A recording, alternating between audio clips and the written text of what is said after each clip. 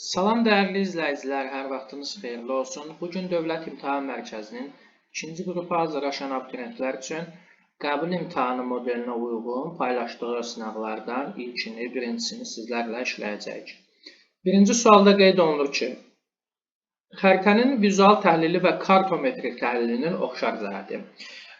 Biz ilk öncə kartografik tədqiqat metodlarını bilməliyik. Bu mövzu çox vaxt abituriyentlərin üzərindən keçdiyi mövzulardan biridir. Bilməliyik ki, vizual təhlil xəritələrdə ərazinin relyefi, iqlim xüsusiyyətləri, bitki heyvan aləminin müxtəlifliyi və s. haqqında məlumatların xəritədə hadisə və proseslərin keyfiyyət və kəmiyyət qanuna uyğunluqlarının aşkar edilməsidir. Kartometrik təhlili isə koordinatların təyin edilməsi, hündürlük, uzunluq, sahələrin hesablanması, məsafələrin hesablanması və kəmiyyət göstəricilərinin təhlilidir. Baxaq, ilk A variantında deyir, süxur laylarının yatım formalarının təyin edilməsi. Bu aid olacaq qrafik təhlilə. B-də deyir, kəmiyyət göstəriciləri əsasında məlumatların əldə edilməsi. Bu da aid olacaq, deməli, kartometrik təhlilə. C-də deyir, xəritələrə əsasən relyef profilinin çəkilməsi. Həmçinin bu da qrafik təhlilə aiddir. D-də qeyd olunur, kartografik təsvirdən məlumatların əldə edilməsi. Aha, bu hər ikisinə aid olan oxşar cəhətdir. Y-də deyir, dərəcə toru və miqyasın köməyi ilə hesablamaların aparılması. Bu da təkcə kartometrik təhlilə aid olacaq. Deməli, düzgün cavabımız hər ikisinə aid olan oxşar xüsusiyyət D bəndi olacaq. 2. Uyğunluğu müəyyən edin. Topografik xəritələr icmal, topografik xəritələr icmal xəritələr. Topografik xəritələr böyük miqyaslı xəritələrdir. Yəni 200 minə qədər olan xəritələr. Baxırıq, 200 minə qədər olan xəritələr bir 20 mindir, bir də 70 min. Yəni A və Y. 2. İcmal topografik xəritələr. Orta miqyaslı xəritələrdə 200 mindən 1 milyona kimi. Baxırıq, aha, 500 min, yəni D. 3. İcmal xəritələr. İcmal xəritələr də kiçik miqyaslı xəritələrdir, yəni 1 milyondan daha kiçik olan xəritələr. Baxırıq, B və C 1 milyon və 3 milyon. Deməli, 1 olacaq AE, 2 olacaq D, 3 BC. Aha, düzgün cavabımız A bəndi. 3. Bakıdan 270 azimutda və 3416 km məsafədə yerləşən məntəqənin coğrafi koordinatını tapın. Biz bilirik ki, 270 dərəcəlik azimut uyğun gəlir qərb istiqamətinə. Yəni 0 şimal, 90 şərq, 180 cənub, 270 də qərb istiqamətinə uyğun gəlir. Deməli, Bakıdan 50 dərəcə şərq uzunluğundan qərbə gedirik. Neçə kilometr? 3416 kilometr. Necə taparıq bu neçə dərəcədir? Bakıda, yəni 40 dərəcəlik şimal enliyində 1 dərəcəlik qövsün uzunluğu 85,4 kilometrdir. 3416 kilometri bölərik 85,4-ə, taparıq 40 dərəcə. Deməli, biz Bakıdan 40 dərəcə qərbə getmişik. Eyni paralel üzərində qalırıq, 40 dərəcəlik şimal enliyi üzərində qalırıq. Lakin 50 dərəcə şərq uzunluğundan 40 dərəcə qərbə gedirik. Və gəlib çatarıq 10 dərəcə şərq uzunluğuna. Düzgün cavabımız E bəndi. 4-cü sualda deyir, 1 bölünsün 5 milyon miqyaslı xəritədə 20 dərəcə şərq uzunluğu və 10 dərəcə qərb uzunluğu arasında 60 dərəcəlik paralel üzrə məsafə 20 sm olarsa, təhrifi hesablayın. 60 dərəcəlik paralelin 1 dərəcəlik qövsünün uzunluğu 55,8 km. Gəlin, ilk öncə biz burada həqiqi məsafəni tapaq. Necə taparıq həqiqi məsafəni? Miqyası xəritədəki məsafəyə vurmaqla. Xəritədəki məsafəmiz 20 sm. Miqyasımız 5 sıfırı silərik, 50. 50 vurulsun 20. Edir 1000 kilometr. 1000 kilometr deməli nə oldu? Bizim həqiqi məsafəmiz. İndi gəlin 20 dərəcə şərq uzunluğu və 10 dərəcə qərb uzunluğu arasında olan məsafəni tapaq. 60 dərəcəlik paralel üzrə. Bunların arasında neçə dərəcə olacaq? Fərq 30 dərəcə. Düzdürmü? Necə taparıq bunu? 30-u vurmalıyıq nəyə? 60 dərəcəlik paralelin 1 dərəcəlik qövsünün uzunluğuna, yəni 55,8-ə. 30-u da vursaq 55,8-ə, Bunun cavabı edəcək nə qədər? 1674 kilometr. Və 1674 kilometrdən, çünki bizə nə deyir? Tərifi hesablayın, bunların fərqini tapmalıyıq. 1674-dən 1000-i çıxarıq, bu da edəcək 674 kilometr. Yəni, baxın, E bəndi düzgün cavabımızdır. 5-ci sualda qeyd olunur ki, 50 və 20 dərəcəli paralel çevrələri arasında uzunluq fərqini hesablayın. 50 dərəcəli paralelin 1 dərəcəli qövsünün uzunluğu 71,7 km, 20 dərəcəli paralelin 1 dərəcəli qövsünün uzunluğu 104,6 km-dir. Deməli, dəyərli dostlar, biz bunu tapmaq üçün nə edirik? 1 dərəcəli qövsü vurmalıyıq 360-a, çox sadə yolla. Birinci 71,7-ni vuraq 360-a. Bu edəcək təxminən deməli 25812 kilometr. 25800 yazı biraz səliqəsiz düşür. 812 kilometr. Aha. İndi gəlin 104,6-nı vuraq 360-a. Bu da edər 37000. Deməli 37656 kilometr. 656 kilometr. Və bunların fərqini taparıq. 37656-dan çıxarıq 25812. Bu da edəcək, deməli, nə qədər? 11844. Yəni C bəndi. Deməli, dostlar, biz nə edirik?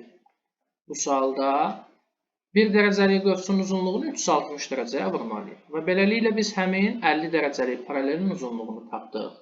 20 dərəcəli paralelin uzunluğunu tapdıq. Və sonda bunların fərqini tapmaqla biz düzgün cavabı tapmış oluruq. Keçək 6-cı suala. Çoxüzlü proyeksiyaya aid doğru ifadələri müəyyən edin. Birdə qeyd olunur ki, yer kürəsinin səthi çoxlu sayda trapesiyalara bölünmüş çoxüzlü kimi qəbul edilir. Bəli, elə bunun ilk şərti budur. Deməli, bir düzgündür. C-də 2-də deyir, əsasən qütb ətrafı. Qütb ətrafı biz bilirik əsasən azimutal və mülayim. Mülayimdə konus proyeksiyalarında tərtib olunur. Deməli, 2 yanlış. Ekvator boyu ərazilər silindrikdə tərtib olunur. Silindirdən yenə silindrikdə istifadə olunur. Aha, bax, topoqrafi xəritələr, böyük miqyaslı xəritələr əsasən çoxüzlü proyeksiyalara aiddir. Çünki biz deyirik ki, çoxüzlü proyeksiyalar yer kürəsində daha kiçik ərazilərin təsvirində istifadə edilir. Onun üçün 5-də düzgündür. Yəni 1 və 5. Düzgün cavab E bəndi. 7-də qeyd olunur ki, B və C nöqtələri arasında hündürlüyü fərqi 100 metr olarsa doğru ifadələri müəyyən edin. B ilə C-nin arasında 100 metr. Birbaşa çapırıq ki, buradan kəsməmiz olacaq nə qədər? 50 metr. Niyə? Çünki baxın, B, C arasında bir horizontal var və 100-ü bölürük 2-yə, deməli, tapırıq kəsmə 50-dir. Yazaq bura, 50-mizi yazdıq. Relyef forması dağdır. Mənfi relyef formasında, aha, baxın, elə birincini çıxırıq. Biri çıxırıq. Baxın, bir harada varsa onları çıxırıq. Aha. Daha sonra, dağın nisbi hündürlüyü 220 metrdir. Baxın, əgər 970-dirsə dağın hündürlüyü, daxili horizontalı tapmaq üçün nə edərik? 970-dən kiçik 50-yə, kəsmə yüksəkliyə tam bölməni. Neçə olar? 950. 900, 850, 800, 750. 750-dən də nisbi hündürlüyü tapmaq üçün 970-dən də deməli, neçəni? 750-ni çıxarır. 970-dən 750-ni çıxanda neçə qalacaq? 220. Deməli, 2 düzgündür. A nöqtəsi dəniz səviyyəsində yerləşir. Xeyr, dedik ki, A nöqtəsi 750 metrdədir. Deməli, 3 səhvdir. Kəsmə yüksəkliyi 100 metrdir. Xeyr, səhvdir. Tapmışıq 50. Deməli, baxın, 1, 3, 4-ü çıxdıq. Elə 2, 5, 6 deməli düzgündür. Yenə baxın. B və D nöqtələrinin mütləq hündürlüyü 800-dür. Bəli, hesabladıq. 950, 900, 850, 800. 5 düzgündür. 6-da deyir ki, D nöqtəsinin yerləşdiyi yamacın meylliliyi daha çoxdur. Bəli, çünki qeyd edirik ki, horizontallar nə qədər yaxın çəkilərsə, sıxlıq bir o qədər çox olar. Deməli, D nöqtəsi daha dik yamacda yerləşir. 2, 5, 6. B bəndi, yəni düzgün bənddir.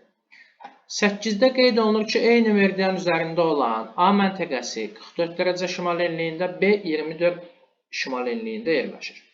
A məntəqəsinin B-dən hansı azimutda yerləşdiyini və məntəqələr arasında həqiqi məsafəni tapın. Baxın, bu bizim ekvatorumuz olsun. Bu 24 şimal enliyi və bu da 44 şimal enliyi.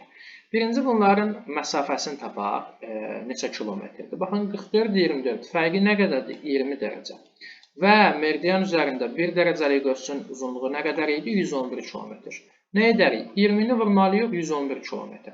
Bu da edəcək 2222 kilometr. Deməli, ya C bəndi olacaq, ya E bəndi olacaq. Düzgün cavab.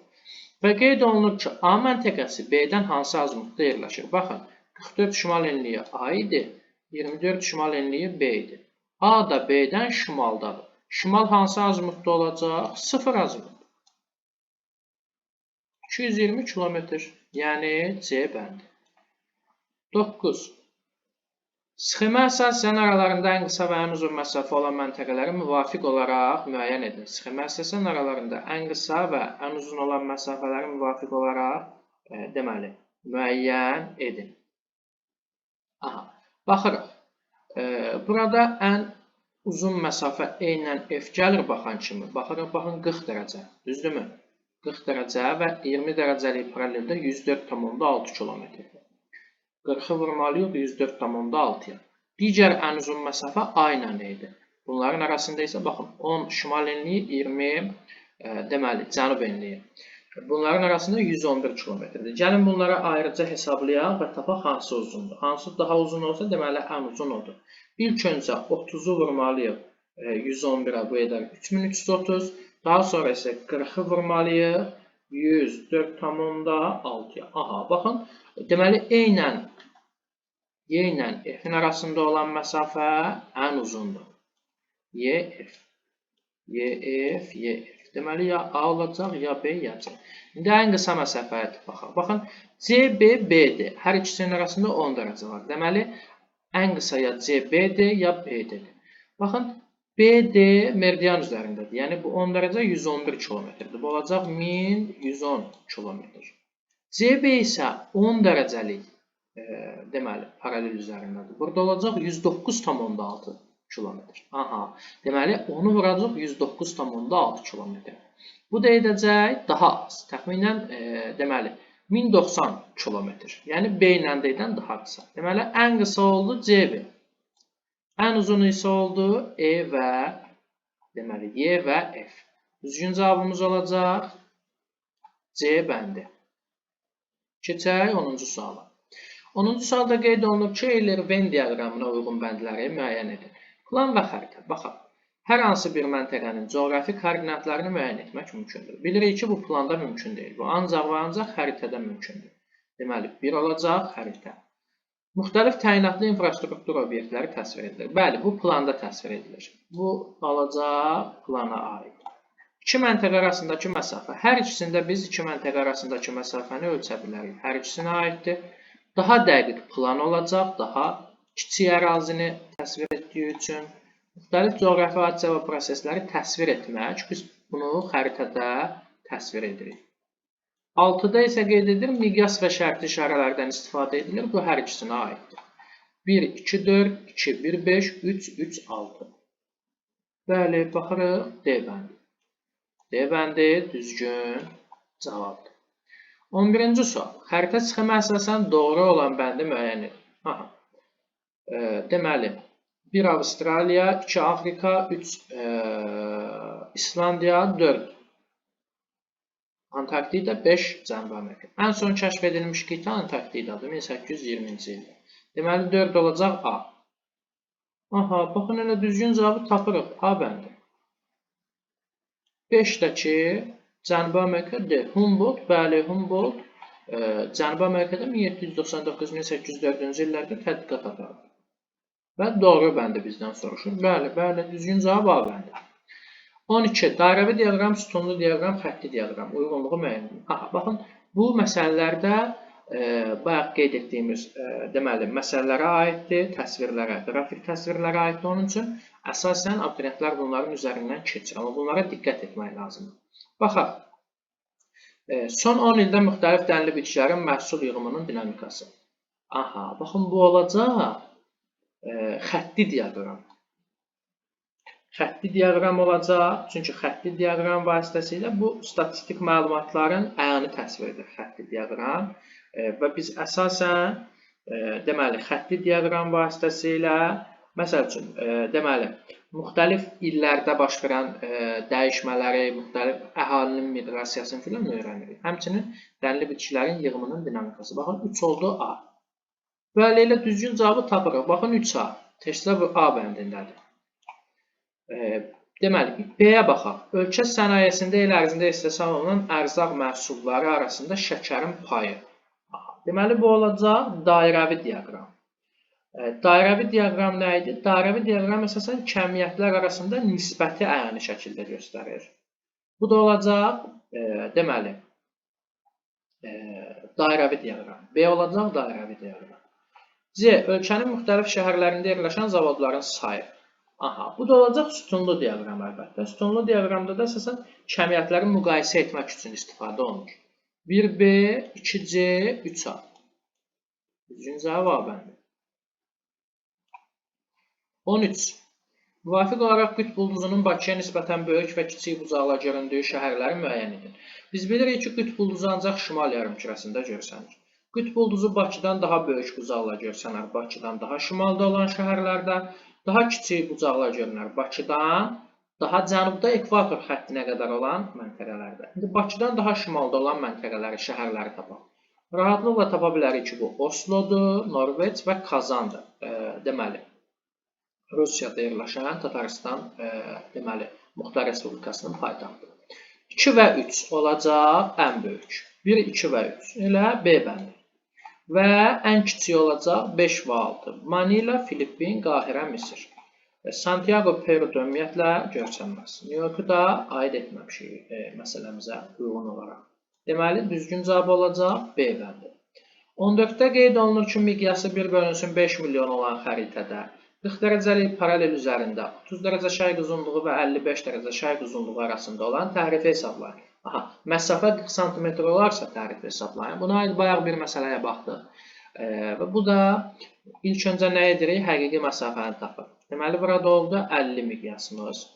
Həqiqi xəritədəki məsafəmiz 40 sm. Həqiqi məsafəni tapmaq üçün nə edərik? 50-ni vurarıq 40-a. Bu da eləyəcək nə qədər? 2000 kilometr. Və paralel üzərində olan məsafəni tapaq. 30 şərq uzunluğu, 55 şərq uzunluğu aralarında 15 dərəcə var. 40 dərəcəlik paralel üzərində 1 dərəcəlik paralel qövsün uzunluğu nə qədər? 85,4 km. Deməli, 15-i vurmalıyıq 85,4-ə.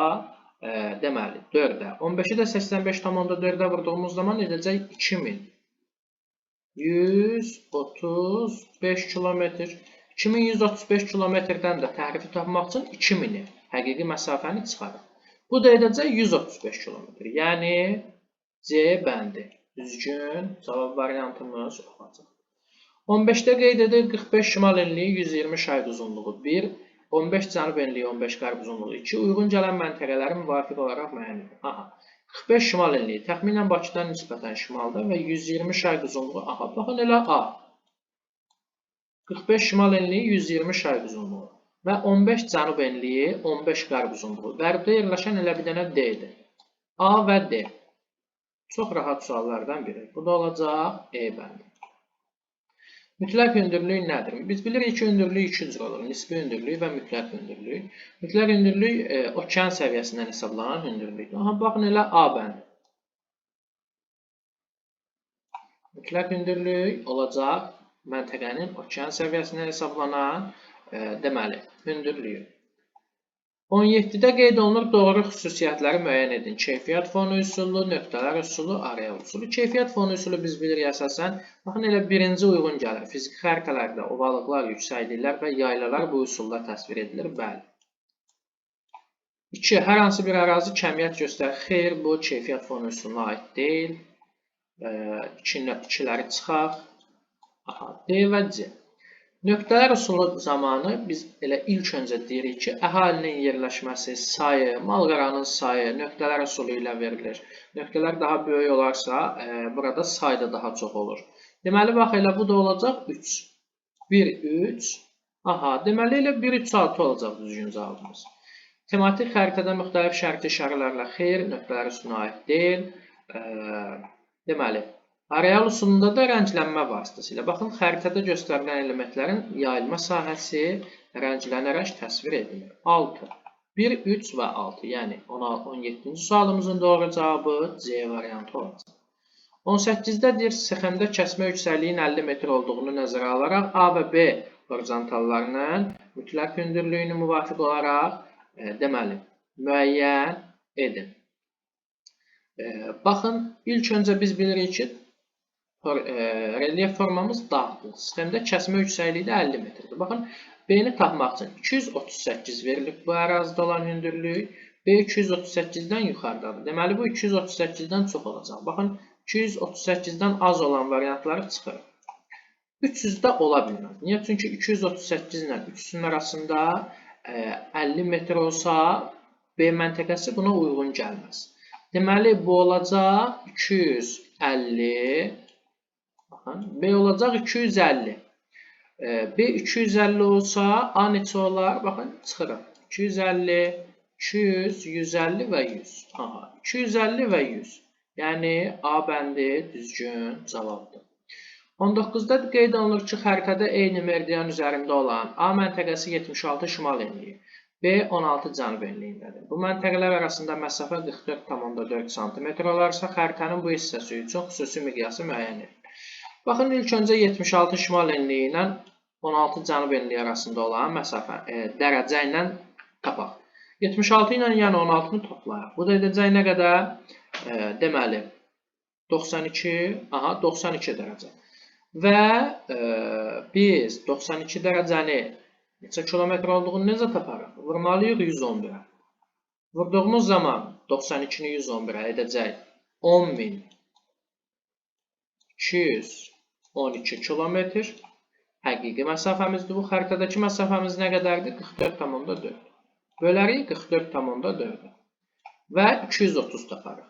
230 yanında da 5-0 miqyası tapılırsa. Aha. Baxın, düzgün cavabımız A bəndidir. Diqqət edin, bu sınavda bu tipli məsələlərə daha çox yer verilir.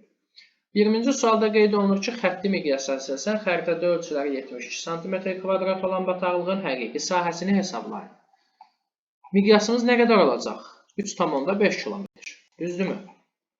Xəritədəki məsafəmiz nə qədər, sahəmiz nə qədər olacaq? 72 cm². Necə tapardıq miqyaslı sahə düsturlarında? Miqyas bərabər idi. Deməli, aha, yox, bizə burada həqiqi sahəsini deyir, miqyasımız var. Aha, miqyası, həqiqi sahəni tapmaq üçün nə edərdik? Xəritədəki sahə vurulsun miqyasın kvadratı. Yəni, 3,5 kilometrin kvadratı. 3,5 kilometrin kvadratı edəcək 12 tam 25 kilometr. Xəritədəki sahəmiz nə qədərdir? 72. Vurulsun 72 cm. Bunu da vurduğumuz zaman edəcək 882 nə? Kilometr. Çünki kilometr kvadrat. Həqiqi sahəni tapırıq. Aha, baxın D bəndi. 21-ci sualda qeyd olunur ki, Azərbaycan Respublikasının bir bölünsün 500 min miqyaslı sənaye xəritəsi. Aha. Məzmununa miqyasını ərazi əhatə etməsinə görə. Biz bilirik ki, sənaye xəritəsi olacaq nə? Tematik. Çünki burada əsasən bir komponent digərlərinə nisbətən daha geniş şəkildə təsvir edilir. Baxın, tematik. Ya B olacaq, ya E. Miqyasımız 500 min miqyaslı nə olacaq? Orta miqyaslı. İcmal topoqrafik. Baxın, B-ni çıxırıq, böyük miqyaslı verib orta miqyaslı. Azərbaycan xəritəsidirsə, olacaq ölkələrin və onların bir hissəsinin xəritəsi. Yəni, düzgün cavab E bəndi. Biz burada xəritənin məzmununa, miqyasına, ərazi əhatə etməsinə görə növlərini bilməliyik. 22-ci sualda qeyd olunur ki, B məntəqəsindən hərəkətə başlayan səyahətçi 270 azimutla 4270 km yol getdi. Səyahətçinin çatdığı məntəqənin koordinatlarını və yerləşdiyi yarımkürəni müəyyən edir. Deməli, 270 azimutla getmişik, yəni qərbə getmişik. Nə qədər? 4270 km. 4270 km neçə deməli dərəcə olacaq? 40 dərəcəlik şimal enliyi üzərində. Yenə yada salaq, 1 dərəcəlik qövsün uzunluğu 85,4 idi. 4270-i bölərik 85,4-ə. Bu da edəcək 50 dərəcə. Deməli, baxın, biz eyni paralelin üzərində 40 dərəcəlik şimal enliyin üzərində 50 dərəcə qərbə getmişik. 20 dərəcə şərq uzunluğuna. Hara gedib çıxarıq? 30 dərəcə qərb uzunluğuna. Baxın, 40 şimal enliyi, 30 qərb uzunluğu. Aha, elə A bəndi. Və hansı azimutla? Aha, yox. Yerləşdiyi yarımkürələri məntəqənin. Təbii ki, bu da olacaq şimal və qərb yarımkürələri. Düzgün cavabımız A bəndi. 23-də qeyd olunub ki, əqli sahəsi 4320 km kvadrat olan parkın sahəsi miqyası 1 bölünsün 600 min olan xəritədə neçə santimetr kvadrat olur? Aha, xəritədəki sahəni tapmalıyıq. Xəritədəki sahəni tapmaq üçün nə edərdik? Həqiqi sahə bölünsün miqyasın kvadratı.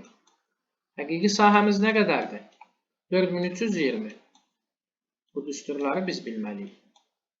Bölünsün neçəyə? Miqyasın kvadratına. Yəni 60-ın deməli, daha doğrusu 6-nın kvadratına. 6-nın kvadratı neçə edər? 36. 4320-ni də 36-ya böldüyümüz zaman edəcək neçə? 120 santimetr kvadrat. Çünki xəritədəki məsafəni tapmışıq, sahəni tapmışıq. Düzgün cavabımız 120 santimetr kvadrat. 24-cü sualda qeyd olunur ki, sxemdə verilmiş proyeksiyada tərtib olunmuş xəritədə hansı adaların ən az tərifə məruz qaldığını müəyyən edin. Biz baxdığımız zaman bu proyeksiyalara görə bilərik ki, bu silindrin içinə daxil olmuş yer kürəsidir. Yəni silindrik proyeksiyadır. Və silindrik proyeksiyalarda biz bilirik ki, ekvator xəttinin üzərindəki ərazilər ən az tərifə məruz qalır. İndi ekvatorun kəsdiyi və ona ən yaxın olan ərazilərə baxaq. Aha, Kalimantan, Sumatra, Cənub-Şərqi Asiya, Indoneziya adaları. Yeni Zelandiya, Kuba, Madagaskar olmaz. Ən yaxın olan bu məntəqələrin içində olacaq hansılar? Sumatra və Kalimantan. Ekvatora ən yaxın olan ərazilər silindrik proyeksiyada ən az tərifə məruz qalır.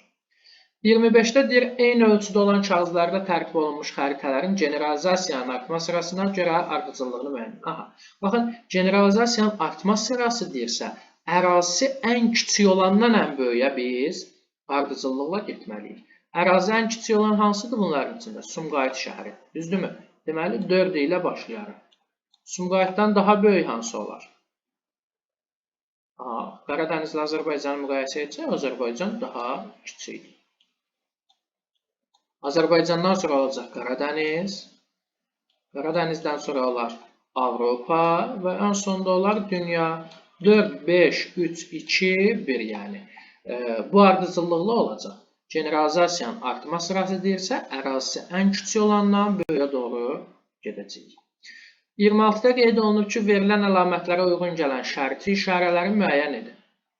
Müəyyən sahəyə malik ərazilər təsvir edilir, konturlu şərti işarələri adlanır, göllər, meşələr. Aha, konturlu şərti işarələrdir. Baxın, 2, üzümlük, 5, meyvə bağı və 6 kolluqlar. 2, 5, 6. Bunlar konturlu şərti işarələrdir. 1 məktəb miqyassızdır, 4 çaydır, xəttidir, 3 də xəttdə olan şərti işarədir. Konturlu şərti işarələrimiz olacaq 2, 5 və 6. 27 uyğunluğu müəyyən edin. Kartografik proyeksiyalar, bərabər bucaqlı, bərabər sahəli ixtiyarı. Aha. Deməli, birinci baxırıq bərabər bucaqlıya. Bərabər bucaqlı proyeksiyalarda istiqamət və ya bucaqlar təhrif edilir. Aha, baxın B. Bərabər bucaqlıya aid olacaq B. Daha sonra A-dan başlayaq. Sahə və bucaqlar az təhriflə verilir. Sahə və bucaqlar az təhriflə verilirsə, bu olacaq ixtiyari. Tək sahələr olsaydı, bu bərabər sahəli olardı. Amma sahə və bucaq hər ikisi az təhriflə verilir, ixtiyaridir. C-də deyir, materik və okeanların sahəsini hesablamaq üçün, bəli, bu olacaq bərabər sahəli. 2C. Uzunluq və format tam təhrif olunur. Aha, uzunluq və format tam təhrif olunursa, bu da olacaq ixtiyari. Dəniz nəqliyyatında və aviasiyada istifadə ediləndə olacaq bərabər bucaqlı proyeksiya. Bu da olacaq E. Baxın dostlar, 1BE, 2C və 3AD. Düzgün cavablar. İndi gəlin keçək situasiyalara. 3 sual situasiyadan düşür və bunların izahına baxaq. İlk öncə şərtini oxuyaq. Xəritələr kartoqrafik proyeksiyalar vasitəsilə tərtib olunur. Bu zaman yerin kürə səthi müstəvi üzərinə köçürüldüyündə xəritələrdə təhriflər əmələ gəlir. Lakin xəritələrdə təhriflərin olmadığı xəttə və ya nöqtə olur ki, onlara sıfır təhriflər xətti və ya nöqtəsi deyilir. Bəli. A proyeksiyasında bu xətt ən uzun paralel, yəni ekvator, yəni silindrik A proyeksiyası. B proyeksiyasında isə 60 dərəcə və ona yaxın paraleldir. Aha, deməli, baxın, biz buradan tapırıq. A proyeksiyası silindrik proyeksiyadır, B isə konus 60 və ona yaxın. Gəlin, tapşırıqlara baxaq. Mətnə əsasən A və B proyeksiyalarını müəyyən edin. Aha, yenə qeyd edirik. A proyeksiyası olacaq. Deməli, hansı? Silindrik, baş hərflərini yazıram. B proyeksiyası olacaq. Konus. 29. A və B proyeksiyalarında meridian və paralellərin nə cür təsvir olunduğunu müvafiq olaraq müəyyən edin. Aha, bunu şifahi şəkildə qeyd edirəm, daha yazmıram. Deməli, baxın, A proyeksiyasında, yəni silindrik proyeksiyada paralel meridianlar necə olurdu? Düz bucaq altında kəsişirdi, düzdürmü? Paralel və meridianlar silindrik proyeksiyada düz bucaq altında kəsişir.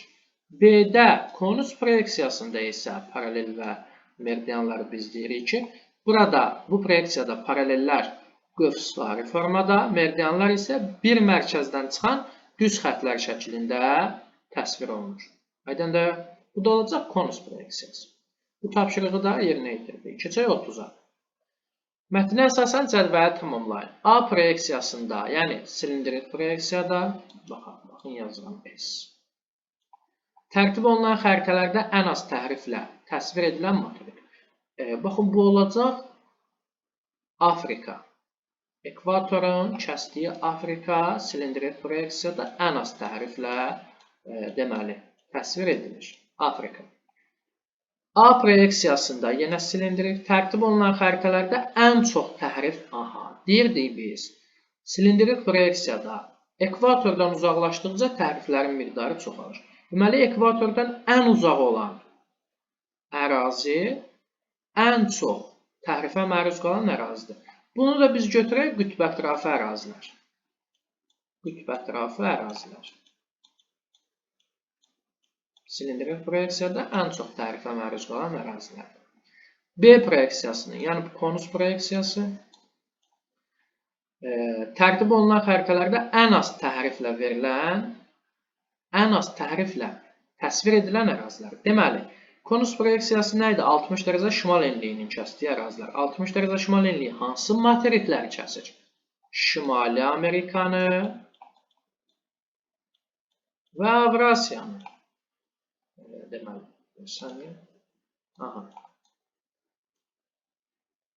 Şimali Amerikanı və Avrasiyanı. Deməli, Şimali Amerika və Avrasiya konus proyeksiyasının ən az təhriflə verildiyi materiklərdir. Suallarımız bura qədər. Ümid edirəm ki, sual izahlarını mənimsədiniz yaxşı şəkildə. Növbəti dərslərdə digər sınaqların izahlarını sizlər üçün izah etməyə çalışacağım. Diqqətiniz üçün, izlədiyiniz üçün təşəkkür edirəm. Çox sağ olun.